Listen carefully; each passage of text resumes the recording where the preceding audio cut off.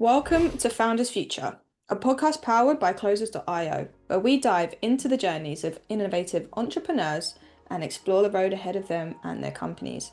I'm your host, Olivia Salmons, and in each episode, we'll uncover the stories behind impactful ventures, the challenges faced along the way, and the strategies driving their future growth. Today, we're joined by Brent Hafele, the founder and CEO of Vibrancy Unlocked, an executive coaching and leadership consultancy dedicated to helping leaders and teams realize resistance, gain clarity, and unlock their full potential.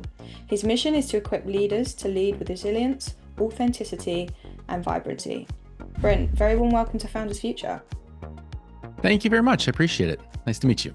Nice to meet you too, and I'm excited to dive in and find out more. So with all of my guests, I like to start at the beginning of their journey. So what was it that you were doing before you started Vibrancy Unlocked? And then what motivated you to start up the company? Sure.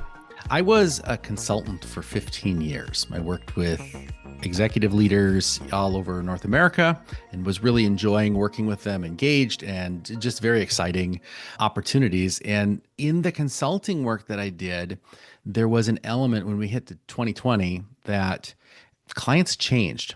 They wanted the answers and it was almost like they were unreasonable. And it was because everyone was scared. I didn't want to take anything away from them, but they're like, we're paying you this money. We need you to know the answer. Yeah. And the truth is, anyone who said they knew the answer was lying, because no one alive had been through something like the COVID pandemic. And so that kind of just got me exhausted from being a consultant. And so in the process of that, I came to the point where I want to do something different. I'm ready to change. And that's where Vibrancy Unlocked kind of came through. I thought about, what am I really good at? What am I really passionate about? What do I love the most? And in looking back at my career, I have worked with over 190 CEOs. And I Wow. loved working with them. And it wasn't unusual that I'd meet a CEO or I'd work with a CEO and it had nothing to do with the engagement, but they'd say, "Hey, Brent, can we talk?" And so I'd say, yeah, and we'd go for a walk or we'd grab a meal or we'd grab a drink, and they would share very confidentially, "I hate my job," or "I want to fire my CFO," or "I am really lonely and I don't know what to do about it." Or they would just share some things like, "I've got these really cool ideas, but I don't know who to share it with." Yeah. And that was the impetus to wanting to be a CEO coach. And I love CEOs. It's a really interesting role. It's a really hard job. It's a very misunderstood role. But that's where I was like, all right, I want to work with CEOs. I want to help them to be more effective at what they do. So that was the impetus of Vibrancy Unlocked. Amazing. And here we are today. So it all stumbled around just CEOs, people with high level using you as a confidant, like coming to you with problems, chat and talk, and then naturally evolved from there. It's more sophisticated than that, but yeah, that's the Cliff Notes version or That was Spark Notes, depending that on was my which one you goal. want. So there you go. So I'm a certified Gallup Clifton Strengths coach. I also am accredited coach through the International Coaching Federation, Love it. which is the gold standard for coaches. And a lot of coaching is not just, it's misunderstood because consultants, when you work with a consultant, the consultant is the expert. Yep. And so the client hires the consultant to diagnose, to assess, to prescribe a treatment or an intervention of some sort. And so you hire the consultant and basically are, in some ways, signing over your problem to them. Yeah. And with a coach, the coach assumes that the client is the expert. And I don't know about you, Olivia, you talk to a lot of founders. I have yet to meet a CEO who likes being told what to do. And so that's the reality of it. And coaching is a really great methodology, especially for CEOs, because I'm able to draw out what he or she is really looking for and what like their own ideas are. And break some of that isolation, but also be someone that not only supports them, but challenges them to go further. Yeah. Yeah, in my mind, that's exactly what a coach is as well. It's someone that brings the best out of people rather than picking apart holes. So you work closely with someone, but as you say, you're helping them elevate themselves through themselves, basically. I love it. So Yeah. one shift and get into the business model itself.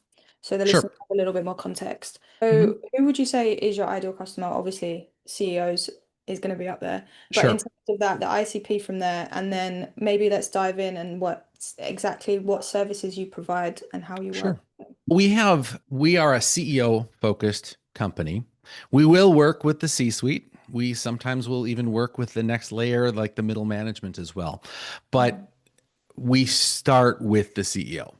And it's all about helping the CEO be as effective as he or she can possibly be.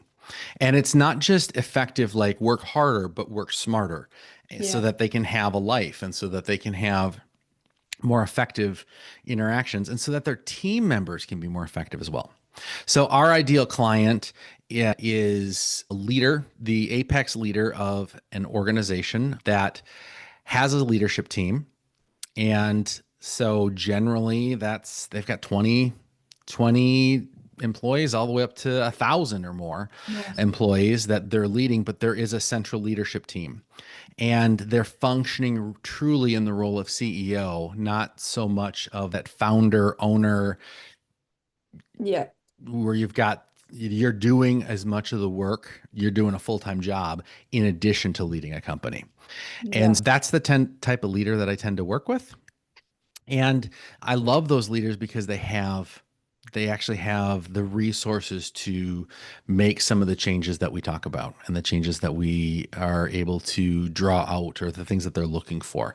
In those Mm. really early startup phases when you're grinding hard, there's not a lot of options to break out of that. You've got to do that. Vibrancy Unlocked is 3 years old. And so I'm in that grind right now and I'm bringing people in, I'm developing them, I'm getting the systems going where they need to go. But as far as products go, we've got a couple different things. Number one is we've got CEO coaching and CEO plus coaching. And that basically is, are we working with just the CEO or are we working with the CEO and the C-suite? And in that, we do Clifton Strengths on everyone. We set up monthly coaching calls. And then Nice. every quarter, we schedule an on site vibrancy session, which basically means we come on site and we will, if we need to do training, customized leadership training or anything on that idea, we'll do leadership training. If we need to facilitate something, if we've got to do a group coaching session, if we've got some strategy work we've got to do, it basically, we reserve a day, 4 days a year to pour into our clients and help our clients pour into their own work. And that is really a difference maker for our clients because those days when they really dive in, Yeah. one of the challenges with CEOs, they're working so hard and everyone in Yeah. business is working so hard and so fast that they're not taking time to think. Hmm. And Okay. so those days, and frankly, our coaching sessions do, but coaching sessions are an hour or 2 hours, depending on the person. But those quarterly vibrancy days are days when we actually take time. Let's slow down. Let's think. Let's look at the last quarter. Let's look at the next quarter. Let's think through what we need. Let's spend some time growing. Let's develop so that we are more savvy in the way that we operate. So we've worked with banks, we've worked with financial services firms. I worked with the Pittsburgh Zoo. Hello, Dr. Goodman, if you're listening. That was that group is really fun. I've had the opportunity to work with marketing firms, and generally the types of organizations that we work with they have at least a professional core. If Okay. not, so I don't work with a lot of coffee. I haven't worked with a lot of coffee shops or things like that, but maybe a coffee shop chain, but generally Yeah. something where they're smaller, service oriented, things in that, probably not the right client. But yeah, Yeah, I wouldn't imagine a coffee shop has a CEO anyway. Maybe Starbucks at the top end, but it's sure. I understand where you're coming from. But the sector's still Exactly. wild. You're going from, as you say, zoos, online businesses as well, marketing agencies, and onward from there. Mhm. It's pretty ground cover a big ground to cover. That's And again, I don't need to be the expert yeah. in what they specifically do. I can work with an automaker, I can work with a banking institution, I can work with a legal firm, I can work with, I don't know, an environmental company. That part doesn't matter as much because leadership is leadership. Exactly And that. there are nuances within that, but it's easy to learn that stuff fairly quickly and start speaking their language fairly quickly. But again, I don't need to come in as the expert on their business. I'm coming in as an expert coach and an expert in leadership development to help draw that out and ask the right questions so that they can be more of who they are.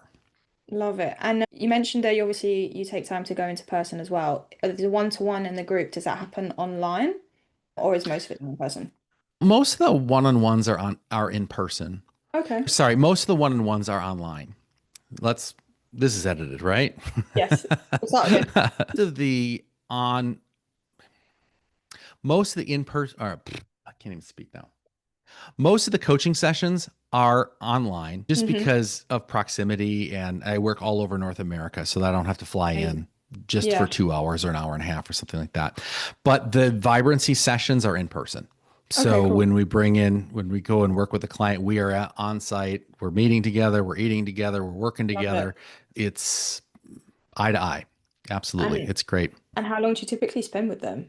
In terms, I suppose obviously you have your term with the coaching, but when you do your in-day visits, how Yep. long does that typically last? It will be anywhere from 4 to 6 hours generally. Okay, cool. And ideally it's off site, even if it's possible, because Amazing. then we're breaking away from the business even Yeah. further and being able to really take time to think and process. So that's our core service. The other service that we do is we have a service called the Vibrancy Alliance. And that service came out of a coaching conversation that I was having with a client who he was struggling to get, he was a bank president, struggling to get his commercial loan officers to go out and sell new business. Commercial loan officers are bankers first, and then they're Yeah. salespeople second, generally. And so that going out and selling and bringing in new business is hard. And so what we did is we have seminars, we have opportunities we do CEO level seminars. And so we create these executive engagements that we call a Vibrancy Alliance. And in those seminars, the client or the host is then able to invite their clients or their prospective clients. And so it works as like a client acquisition event or a client retention event. And in that event, it's a pitch free environment, but it reinforces the client's brand. And it says, hey, we are pro business. We are for you. We are with you. We want to support you. And it creates a really natural place to say, would you like to grab lunch after this someday? I'd Yeah. like to learn more about your business. And it creates a more natural introduction and more natural connection. And in that environment, CEOs are the ones in attendance. And so Hmm. that creates an easier entree into other organizations as well. And so for those clients, those are generally only banks, financial Gotcha. services firms, accounting firms, finance firms, Yeah. B2B businesses that provide a professional service of some sort, a high-end professional service. So yeah, Amazing. Perks. it's really cool. Yeah, it's very cool. And I do want to get into the back end of the business a little bit. So how do you go about acquiring customers for yourself? What channels and methods have you found most effective in doing so? As far as bringing in new clients, podcasts is one of them, and actually Nice. social media, podcasts, engaging in being in different networking spaces, whether it be a conference or attending various different community business meetings and such. It's amazing how clients will show up out of that, where I'll say something, and it's just like that CEO. Can we talk? And then Yeah, they've got something, and I'm not ready, and we end up drawing stuff on the back of a napkin, and all of a sudden we're working together, and it's love it. amazing, and it's lots of fun. We also are we also do a lot of growth through our TVA, the Vibrancy Alliance. And so in that process, we're teaching seminars, we're talking in various different spaces. And through those seminars, someone will say, again, hey, I'd like to learn more about what you do or how you do it. And so again, those are pitch-free environments, but we're in front of CEOs and other senior Yeah. leaders, and it just naturally happens. And so those are the two predominant processes.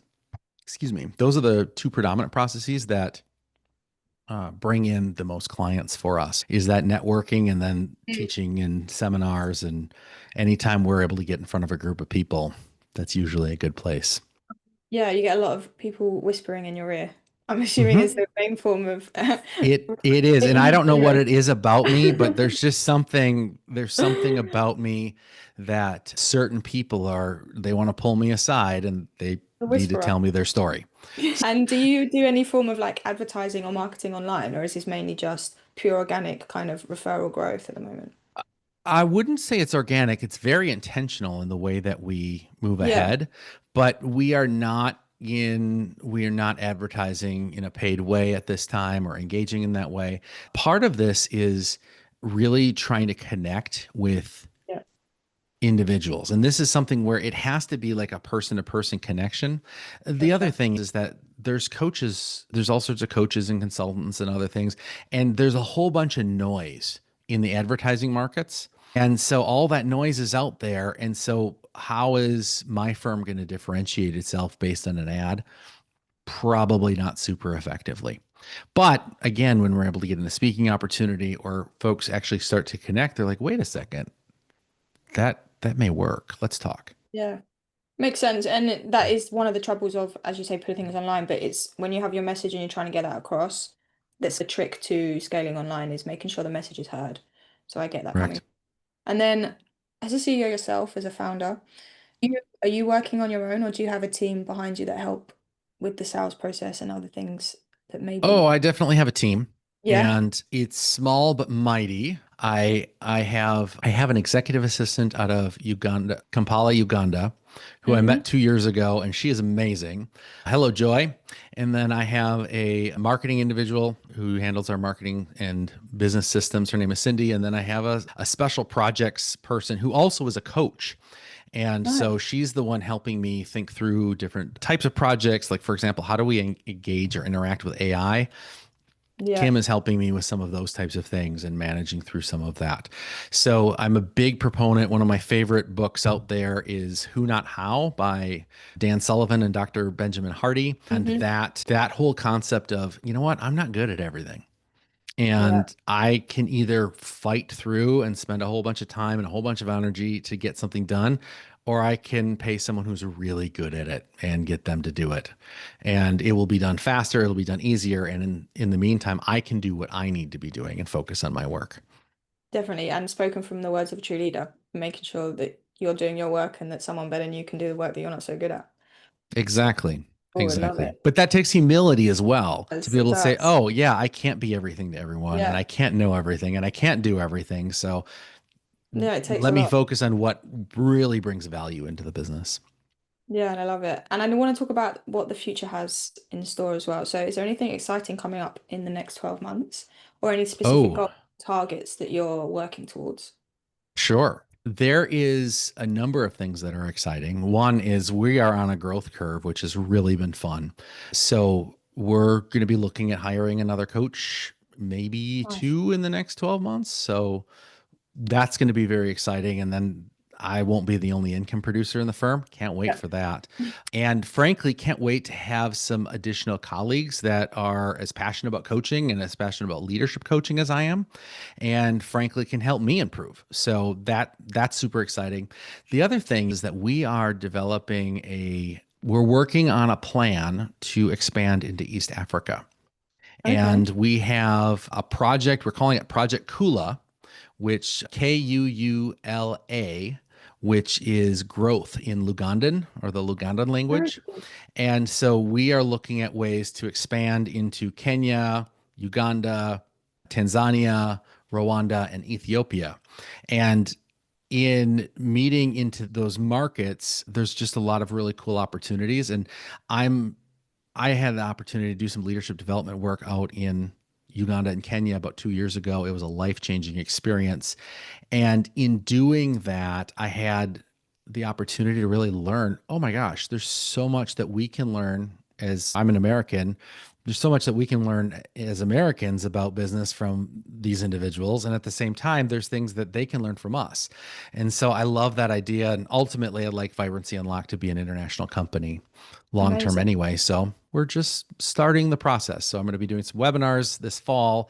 And then I'm hoping to go out and do some seminars and some coaching next spring Amazing. So on global, site. on site in Africa. So global and the first stop is Africa. How cool is that? Absolutely. And what would you say is the Absolutely. biggest challenge in making all that happen at the moment? Patience. Can imagine.